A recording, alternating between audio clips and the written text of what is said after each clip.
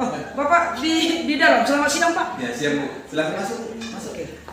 Mengganggu saya, Pak? Tidak, Bu. Silakan dulu. Ada bisa saya Selamat bantu? siang, Pak. Siang. Ada bisa saya bantu, Bu? Gini, Pak. Seperti yang kemarin kan, yang kami PP datang, ada tugas kami dari guru penggerak. Jadi saya mau mewawancarai Bapak. Oh, boleh, Pak? boleh, Bu. Saya ambil waktunya. Bapak nggak sibuk kan? Tidak, Bu. Dengan senang hati, Bu. Iya, oke. Ini Pak, dilema yang pernah Bapak hadapi di SMA kita ada, Pak? Pasti banyak, Bu. Iya. Boleh kira-kira dilema kepada kami guru, atau dilema kepada siswa, atau dilema kepada siapapun gitu. Jadi saya mau wawancarai Bapak. Sebentar aja deh, Pak. Boleh, Pak, ya? Boleh, boleh. Oke. Jadi boleh kita mulai, Pak, ya? Boleh. Oke. Kira-kira Pak, selama Bapak di SMA kita ini, ketika Bapak pimpin kami, guru-gurunya atau siswa-siswa yang ini, selama ini bagaimana kira-kira Bapak dapat mengidentifikasi kasus yang merupakan dilema etika atau bujukan moral Pak di sekolah kita ya? Ya, selama ini dari guru, dari siswa, dan lingkungan yang ada di sekolah kita pasti banyak dilema yang kita temukan atau saya temukan, dan biasanya saya menemukannya itu melalui proses pengamatan atau observasi kepada kita semua, atau juga melakukan komunikasi kepada guru dan juga kepada siswa-siswa di sini. Dan biasanya saya akan memilah-milah apakah dilema itu adalah dilema yang patut untuk segera dipecahkan atau hanya dilema biasa. Jadi tidak semua kita anggap sebagai sesuatu yang merupakan pengganggu atau dilema seperti itu, Bu. Gitu Pak ya? Ya. Itu mana lebih banyak Pak? Kepada kami guru atau kepada siswa kita kira-kira Pak? Ya, sebenarnya di guru juga saya temukan banyak dilema seperti itu, tapi juga siswa, karena beberapa orang guru juga akan melaporkan kepada saya dilema yang mereka hadapi dari siswa itu, bahkan dari orang tua siswa. Begitu Pak ya? Jadi kira-kira Pak, selama ini bagaimana Bapak menjalankan pengambilan keputusan di sekolah kita ini, terutama Pak untuk kasus-kasus di mana ada dua kadang kepentingan yang sama-sama mengandung nilai dari kebajikan Pak? Ya, hal seperti itu memang sangat sulit dipecahkan ya, Bu. Jadi kita biasanya harus banyak berkomunikasi, bertanya kepada guru-guru atau juga memanggil siswanya. Lalu kita akan melakukan banyak percakapan, dialog, atau mungkin kita panggil juga orang tuanya supaya kita bisa melihat apakah keputusan yang kita ambil itu meminimalisir kerugian yang akan muncul ke depannya, Bu. Oh, kayak yang kemarin itu, yang kita memanggil orang tua itu Pak? Ya, salah satu langkah yang bisa kita ambil untuk sebelum mengambil keputusan ya tentu dengan berkomunikasi dengan orang tua mereka, Bu. Oh, begitu Pak ya. Jadi kira-kira Pak, kalau terjadi seperti itu, langkah-langkah atau prosedur seperti apa yang bisa Bapak lakukan selama ini? Apakah hanya memanggil orang tua? Apakah hanya seperti kita kemarin yang ketika rapat itu, apakah demikian? Apakah itu termasuk langkah-langkah yang Bapak ambil kira-kira? Ya, termasuk, Bu. Setelah kita melakukan pengamatan, observasi, komunikasi dengan guru, dengan orang tua, maka kita akan mengambil keputusan, walaupun keputusan itu memang tidak sepenuhnya itu terletak pada saya, Bu, tapi terletak pada kesepakatan atau juga bagaimana hasil rapat dengan guru-guru. Dan kita akan mengusahakan agar keputusan itu tidak merugikan siapapun, walaupun memang itu pasti ada juga nanti positif dan negatifnya, Bu. Iya Pak ya. Ya. Jadi terima kasih Pak ya. Tapi hal-hal apa kira-kira yang selama ini Bapak anggap efektif dalam pengambilan keputusan pada kasus-kasus dilema yang Bapak katakan tadi Pak? Untungnya banyak guru-guru di sini yang bisa diajak bekerjasama, termasuk juga Ibu Francisca sebagai salah seorang calon guru penggerak yang selama ini sudah banyak memberikan motivasi, memberikan saran-saran, memberikan ide yang menarik dan bagus kepada sekolah ini. Jadi hal yang bisa saya ambil adalah sebenarnya adalah bagaimana supaya dilema seperti itu tidak menjadi sebuah ancaman atau menjadi sebuah kekurangan bagi kita semua. Jadi yang saya ambil itu selalu hanya dengan melakukan pendekatan dan juga kebersamaan dengan guru-guru. Saya tidak mau menjadikan sebuah permasalahan itu menjadi keputusan sendiri bagi saya. Oh, begitu Pak ya, terima kasih Pak. Kira-kira Pak ya, kalau itulah merupakan selama ini yang keputusan dilema ini Pak, tentu ada tantangan Pak ya. Kira-kira Pak, dalam pengambilan keputusan pada kasus-kasus dilema etika, tantangannya kira-kira apa itu ya Pak ya? Tantangannya tentu karena masing-masing siswa di sini berbeda latar belakang dan juga berbeda dari sosial, ekonomi dan bahkan pendidikan dari orang tua dan keluarga.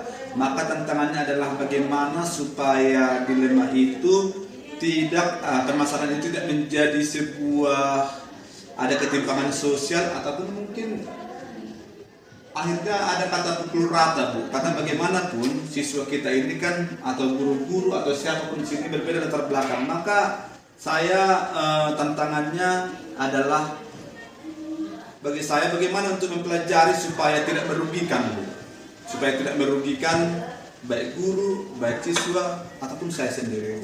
Jadi artinya bagaimana mengambil keputusan yang bijak itu memang hal yang sulit Bu. Tapi bukan sesuatu yang tidak mungkin kita lakukan asal dengan kerjasama yang baik, kesepakatan yang baik antara semua sistem yang ada di sekolah ini. Oh iya, baik Pak, terima kasih Pak. Ya memang saya lihat memang selama ini seperti apa yang langkah-langkah yang Bapak buat kepada kami Dewan Guru, memang saya lihat memang sudah bisa menjawab daripada dilema yang kita globalkan Pak ya, yang sekolah kita alami. Tapi kira-kira Bapak memiliki sebuah jawaban tertentukah dalam sebuah penyelesaian kasus dilema etika? Kalau dikatakan jadwal tertentu, memang visi saya adalah bagaimana supaya sekolah kita ini menjadi sekolah yang baik dari segi visi dan misi, dari segi karakter dan segala macamnya Bu.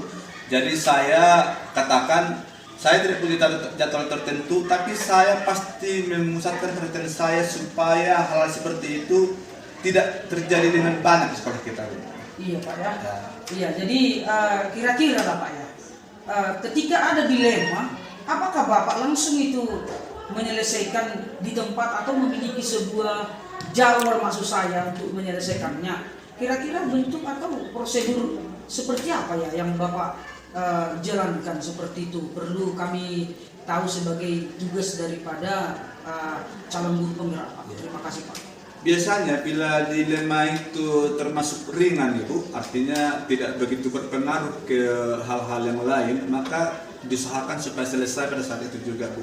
Tapi apabila memang dilema itu terus berkepanjangan atau bisa kita katakan agak berat, maka itu saya butuh waktu juga untuk menyelesaikannya dengan cara melakukan komunikasi lagi terhadap guru dan siswa itu. Jadi harus saya pelajari juga bagaimana supaya keputusan yang kita ambil itu nanti tidak merugikan. Jadi artinya perlu dipikirkan kembali, dipantau kembali latar belakang dan segala macamnya. Jadi ada dua hal, bisa hari itu juga atau bisa juga nanti ada waktu khusus untuk memecahkannya. Baik Pak, terima kasih Pak.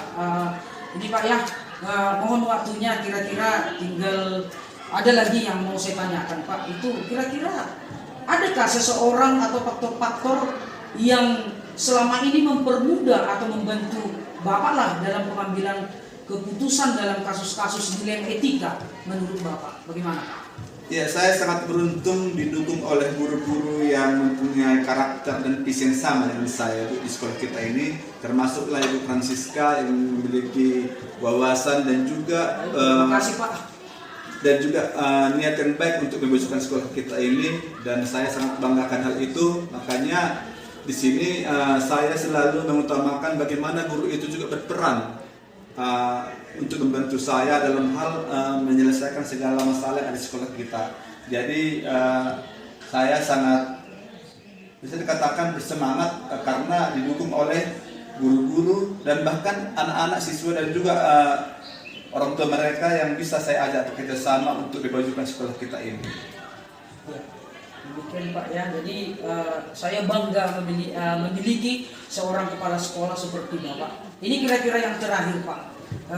dengan jawaban-jawaban Bapak tadi saya bisa simpulkan selama ini yang saya rasakan memang Pak, seperti dilema yang kami hadapi, dilema yang kami ceritakan dulu kepada Bapak ketika kita rapat ya Pak ya, dari siswa ke guru dan antar siswa juga. Memang pantas dan wajarlah apa yang kami hadapi itu yang kami terapkan dari Bapak itu, saya lihat memang berjalan dengan lancar. Terima kasih saya ucapkan kepada Bapak. Kira-kira Pak, untuk yang terakhir Pak, dari semua tadi jawaban Bapak, hal yang telah disampaikan kepada saya, kira-kira Pak pembelajaran apa yang dapat Bapak petik dari pengalaman Bapak mengambil keputusan dilema etika ini? Iya, pembelajaran yang bisa saya ambil adalah saya akhirnya bisa mengerti bahwa tidak semua permasalahan harus diputuskan dengan cara yang sama, Bu. Makanya saya sangat mendukung dengan adanya program guru penggerak, karena saya lihat juga dengan melakukan dengan masuk di guru penggerak ini, maka sang guru akan diajari untuk memecahkan persoalan dari berbagai pandangan dan berbagai cara, Bu. Jadi yang bisa saya ambil hikmahnya atau ambil nilai-nilai penting di sini adalah bagaimana kita supaya bisa belajar terus untuk melakukan sesuatu yang terbaik sekolah kita ini, karena proses belajar itu tidak akan selesai sampai kita juga seumur hidup kita, Ibu. Jadi saya sangat bangga juga memiliki seorang guru seperti Ibu yang mau belajar dan belajar, karena saya juga masih terus belajar juga untuk mempelajari semua yang penting yang ada di sekolah kita ini, Bu. Jadi menurut saya setiap hari adalah pembelajaran bagi saya. Setiap hari adalah saya mengambil nilai-nilai penting dan juga mengambil bagaimana supaya saya nanti bisa menjadi lebih baik dan semakin baik. Artinya, Bu, memang tidak ada manusia yang sempurna, tapi saya akan berusaha untuk menyempurnakan apa yang bisa saya jalankan di sekolah ini. Begitu. Baik, terima kasih Pak. Dengan pemaparan Bapak, mudah-mudahan sekolah kita ini semakin berkembang dengan dipimpin oleh Bapak dengan menerapkan nilai-nilai kebajikan yang ada selama ini, Pak. Itu juga kami rasakan. Saya mengucapkan terima kasih, semoga sekolah kita ini semakin jaya. Kemudian kami dari Bapak dan Ibu guru yang ada di sekolah kita ini sebagai pemimpin pembelajaran juga ketika mengambil keputusan bisa kami terapkan seperti apa yang Bapak buat atau Bapak terapkan di sekolah kita ini. Sekali lagi terima kasih, saya sudah mengganggu waktu Bapak. Ya mungkin juga Bapak tadi saya menahannya ingin rapat ke dinas Bapak ya, tapi ya dengan kebajikan yang Bapak berikan kepada saya, maka saya juga menjadi termotivasi untuk menerapkan apa yang Bapak sampaikan. Sekali lagi terima kasih sudah mengganggu waktunya Pak. Iya, terima kasih juga buat Ibu Francisca Sitorus, dan tetap semangat untuk menjalani program calon guru penggerak. Jadilah guru yang inovatif, guru yang berkarakter, dan guru yang membawa perkembangan yang baik di sekolah kita ini. Sukses untuk Ibu dalam program guru penggeraknya. Baik Pak, terima kasih Pak. Semoga Bapak sehat-sehat ya Pak.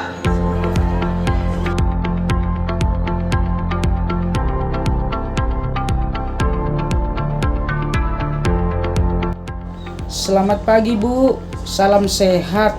Bagaimana kabarnya Bu? Selamat pagi Bu, kabar baik. Apa ada yang bisa saya bantu Bu? Pertama sekali Bu, perkenalkan saya Francisca Sitorus, CGP dari SMA Negeri 1 Dolok Pardamaian Bu. Saya ada rencana untuk mewawancarai 2-3 kepala sekolah yang ada di daerah kita Dolok Pardamaian ini Bu. Ada rencana saya ingin mewawancarai Ibu. Boleh Bu? Oh baik, boleh. Silakan saja Bu. Baik Bu, terima kasih Bu. Saya ingin mewawancarai Ibu perihal dilema yang pernah Ibu hadapi dalam sekolah kita ini, baik terhadap siswa, baik terhadap guru-guru yang Ibu pimpin. Artinya dilema yang pernah ada atau yang pernah muncul di sekolah yang Ibu pimpin ini. Boleh ya Bu ya, saya wawancarai Ibu berupa pertanyaan. Gimana Bu? Oh boleh, silakan saja Bu. Baiklah Bu.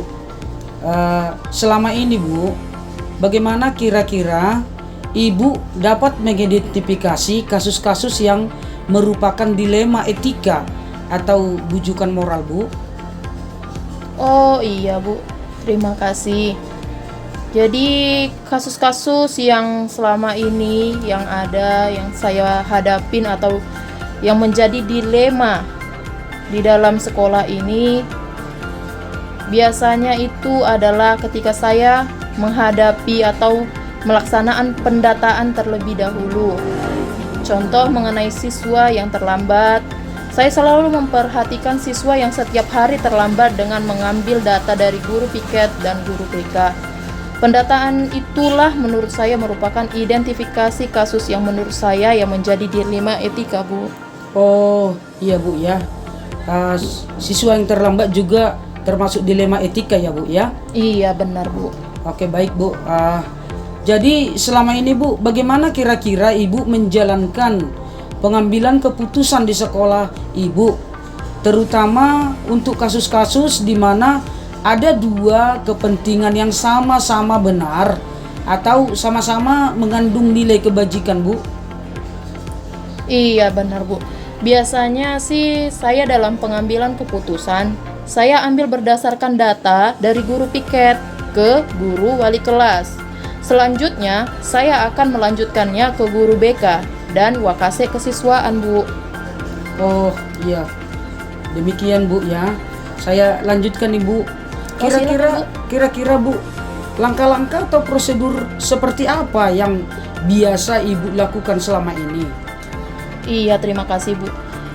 Kalau menurut saya ya, prosedur atau langkah-langkah yang pertama saya lakukan adalah meminta data guru wali kelas dapat informasi dari guru piket. Ketika mendata siswa yang tidak hadir, pasti ada data siswa yang terlambat nih. Yang kedua, setelah mengambil informasi dari wali kelas untuk melihat identitas keterlambatannya, saya sebagai kepala sekolah mempertanyakan kepada guru BK, benar nggak sih anak yang sering terlambat itu sering dibimbing dan sudah sampai di mana layanannya? Begitu Bu. Iya Bu, bagus juga Bu ya. Artinya melibatkan semua guru-guru termasuk guru BK dan wakase kesiswaan ya Bu ya. Iya benar Bu. Baik Bu, hal-hal apa saja yang selama ini Ibu anggap efektif dalam pengambilan keputusan pada kasus-kasus dilema etika ya Bu? Iya Bu. Jadi biasanya hal-hal yang paling efektif buat saya ya Bu sebagai kepala sekolah, yaitu tetap memegang data, karena hal-hal apapun yang akan kita ambil, kita harus berdasarkan data yang ada supaya data itu real. Iya, baik Bu. Kemudian Bu, hal-hal apa saja yang selama ini merupakan tantangan Bu, merupakan tantangan dalam pengambilan keputusan pada kasus-kasus dilema etika? Iya benar Bu. Jadi begini, jadi menurut saya tantangan saya yang sangat berat itu sebenarnya dalam mengambil keputusan itu adalah berada pada bujukan-bujukan orang tua agar anaknya yang sering terlambat itu agar diberi toleransi, dan banyak alasannya itu biasanya karena keluarga Bu. Oh demikian Bu ya, memang bisa jadi orang tua juga sebagai pendukung membuat kita merasa terharu ya Bu ya, sehingga bujukan-bujukan itu juga bisa merupakan suatu tantangan Bu ya. Iya. Ya. Kemudian Bu, apakah kira-kira Ibu memiliki sebuah tata kala atau jadwal tertentu dalam sebuah penyelesaian kasus dilema etika Bu? Apakah Ibu langsung menyelesaikan di tempat atau memiliki sebuah jadwal untuk menyelesaikannya? Bentuk apa dan prosedur apa yang Ibu jalankan? Iya, terima kasih Bu.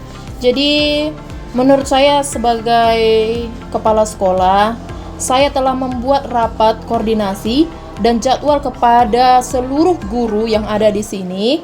Dan setiap bulannya saya akan selalu menagih hasil kerja dimulai dari guru piket, wali kelas, BK, dan wakase kesiswaan dalam pengambilan keputusan yang ada. Baik Bu, terima kasih Bu. Kalau saya tangkap tadi, jadwal Ibu dimulai dari awal sudah terjadwal ya Bu ya.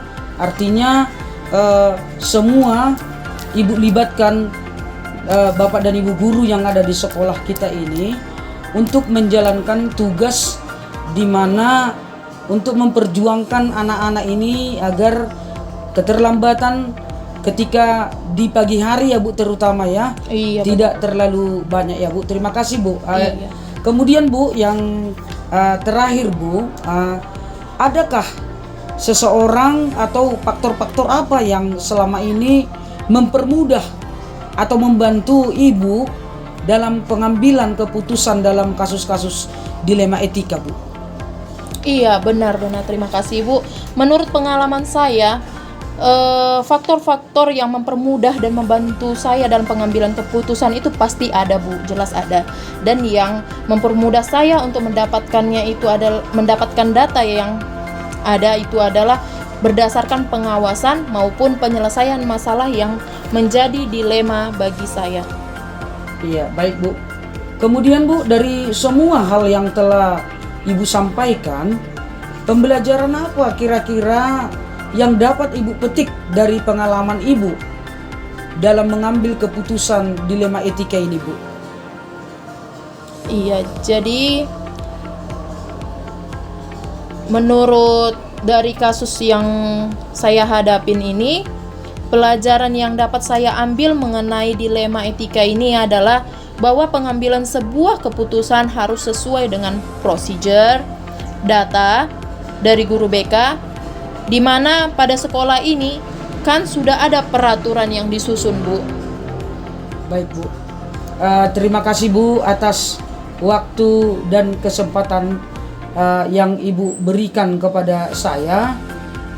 Mudah-mudahan Ibu sehat dalam memimpin sekolah kita ini Bu. Amin. Karena kalau saya dengar tadi jawaban Ibu dalam tantangan menghadapi tantangan dilema ya Bu. Iya. Semua di sekolah memang ini yang terjadi tentang dilema etika yang ada pada siswa maupun pada guru.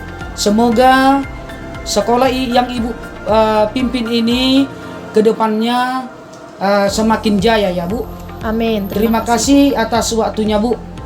Demikian wawancara yang bisa saya lakukan Bu. Terima kasih sekali lagi, selamat pagi Bu. Terima kasih Bu, selamat pagi.